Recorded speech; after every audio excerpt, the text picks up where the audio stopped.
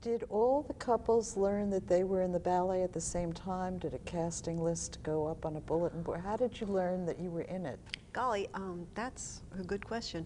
I can't remember for sure because it was such a long time ago, but it seems to me that we would have all been up on a call board to tell us when rehearsal was and who was going to be rehearsing.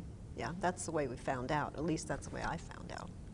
And then he would rehearse with each couple separately, or? Well, yes and no. I mean, when we were doing our little parts, he would rehearse with us separately. But Mr. Balanchine was so fast in everything that he did that he would call, I think, all of us, and then they would do sections and sections and sections. And of course, there were sections with all 4 couples in it, so we would all be there. But Mr. Balanchine just choreographed so quickly and knew exactly what he wanted and knew what we could do. Do you happen to know which part of the ballet he began with? Did he start, for example, with part 2 with the point work? No, I believe we started with the flat. You did? I believe so, yeah. And did he speak about the ballet before he started it? Did he say anything in a general way or an introductory way? Or? Not that I can remember. He didn't, no. I think he chose each of the 4 couples for, we were all different personality-wise. And like, for instance, I think Diana was more the professional lady, very mature type person. And I was the youngest in the group, and I think that I was just out there having a wonderful time, and he choreographed for each one of us.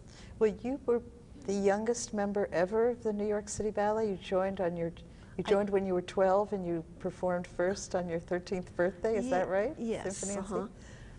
Yeah, it was Symphony in C and Serenade.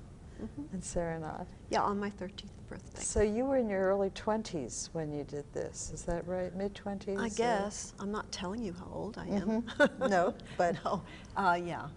You were very young. Well, no, not that young, really. If it was in 62, I wouldn't have been. Yeah, in 60, the 20s. 60. Yeah, in the early 20s, yeah. Had you heard the music before you? No.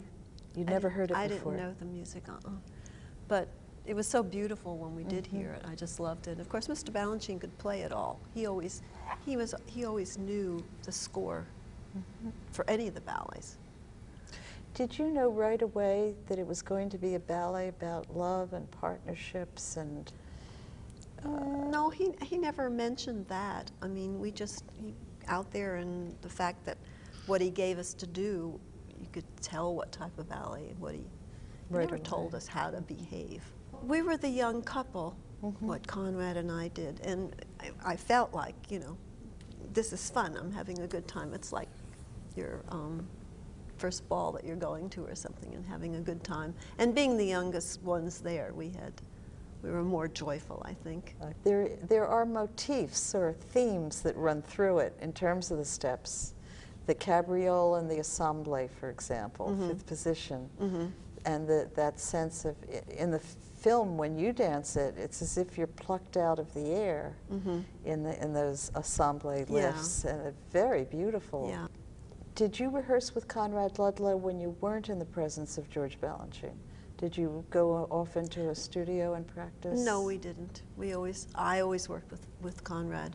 I never went, and Mr. Balanchine. Yeah. The 3 of you, or with a pianist? With the pianist, yeah. The 4 of you. The costumes have changed over time. Well, I'm surprised to hear that, but all I know is mine was very, very beautiful, and it was on the lavender shade. Karinska made every costume for me when I was dancing by myself with a lavender someplace. And she was lavender, Madame Karinska. She wore the lavender or the purple suit, and her hair was purple, and she had these great big amethysts on all over the place. And I don't know if that is where I got my love for lavender, because it is my favorite color. And but she saw to it that I had the lavender tinted first act costume, and the second tutu, the tutu one, was also lavender. So I don't know how they have changed, because they were absolutely gorgeous. I just used the skirt naturally a lot. And then I noticed nobody else was, and I was wondering, but Mr. Balanchine never said anything to me about don't use your skirt so much, but I always did. It just felt right to, I mean, here is this gorgeous costume, might as well show it off a little bit.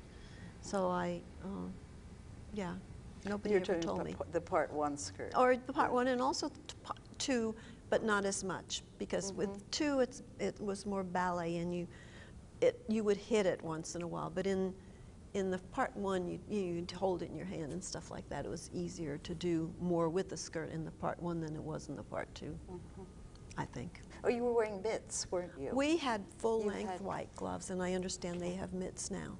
Oh. We had white gloves that went all the way up, and I think they had little buttons. With fingers, they tell me now that they have no fingers in them. They just have mitts. No, we had full white gloves with the little buttons. So you wouldn't have really harmed the skirt in any way with your kid gloves? No, and the boys, the gentlemen had gloves on as well, and I can remember they used to wet them because they wouldn't be so slippery on our costumes. And it was really kind of freaky when you had a cold, wet hand touch you on the back or your... But they did that so they wouldn't slide around too much and drop us in a lift. How long did it take you to learn this? Or how long did it take him to make a ballpark? I don't know. It was extremely quick. Everything that Mr. Balanchine choreographed was fast, very fast. We could do it, learn very quickly. It was amazing because we would know, he would just do it in front of us, and we would know by what he did what he wanted, because he wasn't, you know, he wasn't out there doing the real classical stuff. He would show us here, do this, and it was always the same. You did it, and that was the end of it. You would see it, and you'd never do it any differently. He never changed anything. When he choreographed something, it always stayed the same. Maybe an arm would be different or a head would be different, but always the same choreography. He never, some of the other choreographers would change it from day to day. You'd have to do this version or that version, but Mr. Balanchine, when he did it, that was it. You knew it wasn't going to change.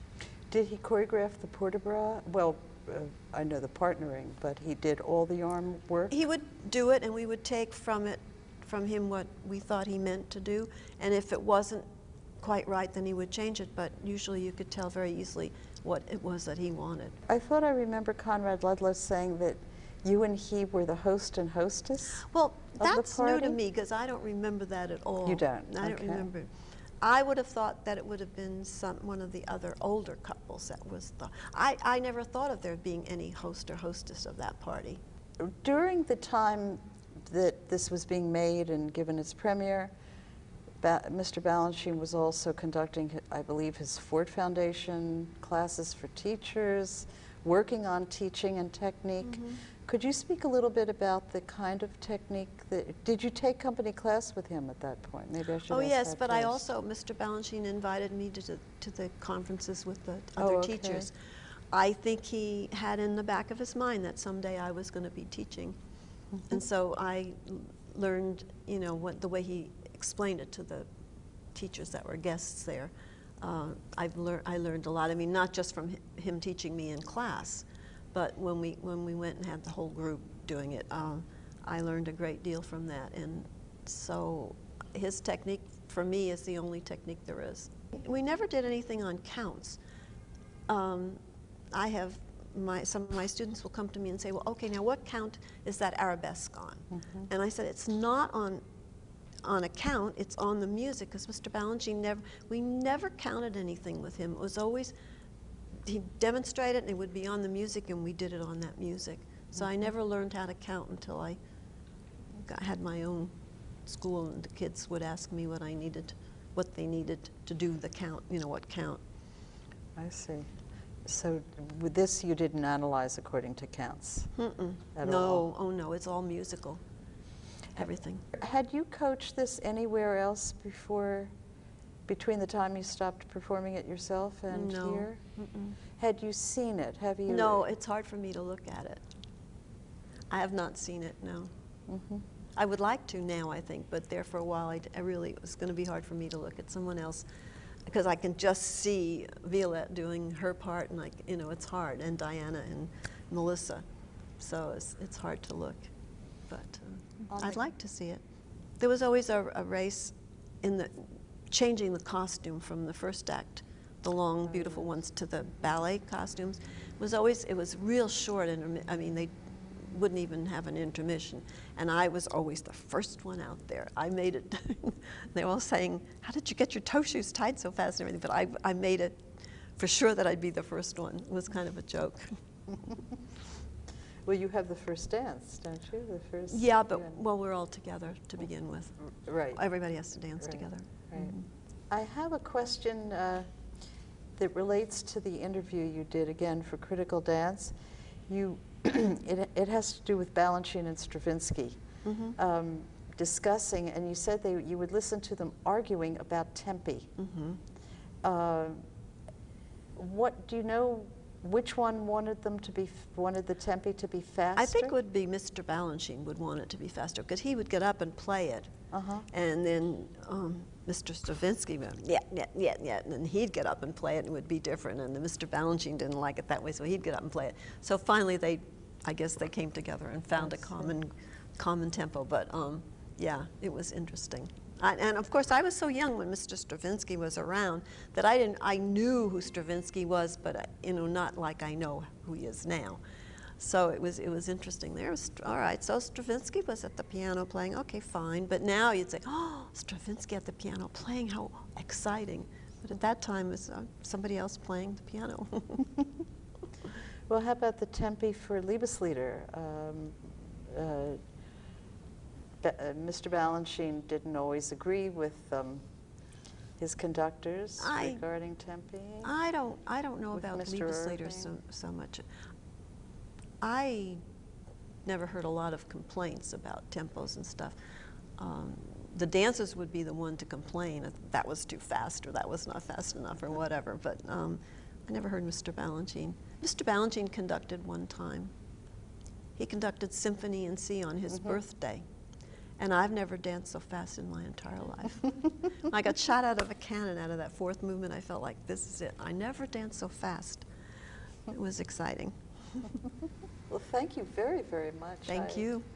Really appreciate it. What a pleasure and a real honor to be able to watch you coach. Oh, thank you. I enjoyed it too. Those dances were lovely, and they seemed so hungry for information. It was really wonderful to work with them, both of them. Now I want to see the ballet again.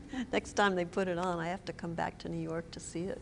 Do they seem to you like dancers when you were the same kind of dancer as when you were in the company? Do you? Well, that's a hard question, because we were all, I think when I was in the company, we were all such different personalities, sizes and shapes and everything.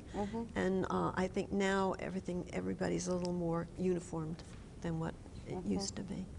But these two were really fun to work with. Yeah. Yeah, because they knew what I was talking about and tried it and looked good. And they were nice. I'm anxious to see the ballet now. Good. See if they listen to me.